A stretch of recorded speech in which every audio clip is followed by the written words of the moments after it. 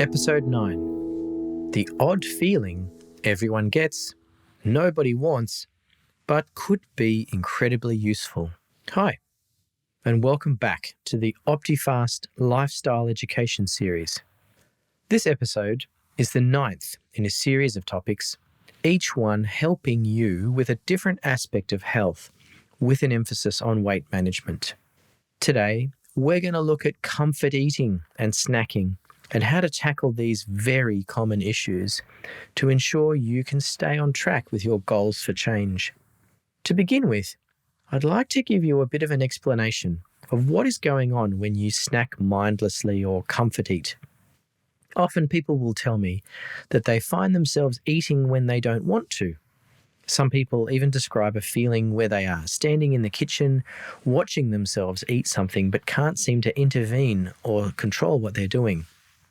This might seem like a strange situation where you are awake and in control of your actions, but somehow feel that you can't control yourself. But I know a lot of people who've experienced something like this. So let's take a look at what's going on when you're eating in this way. To understand this properly, I'll first need to explain something about your brain and its structure.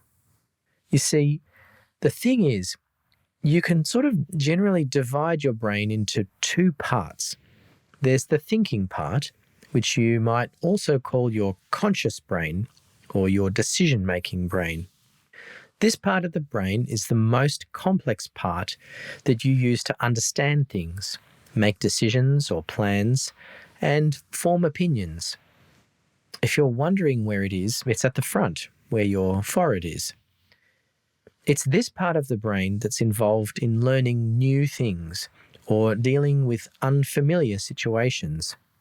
It's this part of the brain that might be listening to me talking right now and maybe thinking about what I'm saying. And, well, what about the other part of the brain? Well, this is actually the main part of the brain. It's the part that really controls most of the things you do.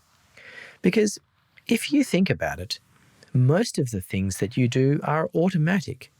If you're listening to me right now, thinking about what I'm saying, you might also be doing something else at the same time, like driving a car or moving around the house or some other activity that you don't need to think about. These actions are automatic, which is why you don't need to pay attention to them while you're listening to me. I'll use driving as an example here. If you've had your driver's license for a while, you're probably at the stage where you can drive around without having to pay too much attention to the operation of the car. You don't need to remind yourself about how to start the car or where the indicator is or how to obey the road rules. You may have had the experience of driving to a familiar place and being distracted and not really remembering much of the trip. It turns out that most of the things you do from one waking moment to the next are governed by automatic parts of the brain. This is a good thing, really, because it means you don't have to relearn everything you do over and over as if you've never done it before. But now think about another thing you've been doing for a while that's automatic. Eating. Eating is something you've done since you were born. You probably won't remember learning how to eat, even how to use a knife and fork or how to open a food packet. These are all actions that became automatic a very long time ago. Perhaps now you can see the problem when it comes to changing your eating behavior. You'll have to retrain your brain to do this automatic behavior a different way. This can be a lot harder than it seems. The example I sometimes give people is brushing your teeth but using the other hand. You can even try it if you're curious. If you brush your teeth with the other hand than the one you usually use, you'll notice a few things. The first is you have to concentrate a lot harder than usual on what you're doing.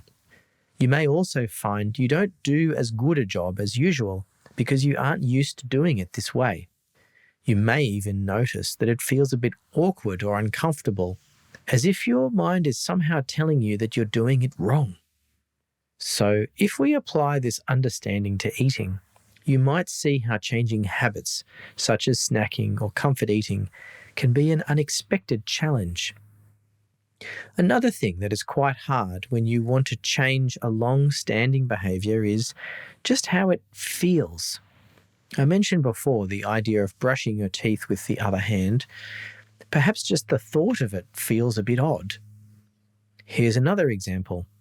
Imagine getting into your car to drive somewhere, but in a different country where the cars drive on the other side of the road. There are sometimes strong feelings generated by breaking an established habit. So if you are planning on changing habits and routines around food, be ready for some pushback from the automatic part of your brain. It's about more than just remembering the changes you want to make. Be ready for some uncomfortable feelings when you do change things. Of course, these feelings will be subsiding as you maintain your new habit, but be ready for some discomfort as you go along. I'd like you to use the worksheet now to write down one behaviour, just one, that you are going to try this with. One habit or automatic action that you take each day that you're going to use as a trial of the change experience. It doesn't even need to be related to weight management if you like. It can be some area of daily routine that you might try changing just to familiarise yourself with the feeling and experience of making a change like this. Now, how long does it take to change an automatic behaviour? Well, I encourage people to give it 6 to 8 weeks of being consistent with the new behaviour until it starts to replace the established one. I talked a bit about expectations in episode 2. There are also some more tips about winning the battle between the two brains in episode 4 on attentive eating. Thanks for listening. Looking after yourself is a terrific thing to do and will bring benefits not only to you, but to other people in your life. Keep going. It's working. Remember to be kind to yourself along the way, and I'll see you next time.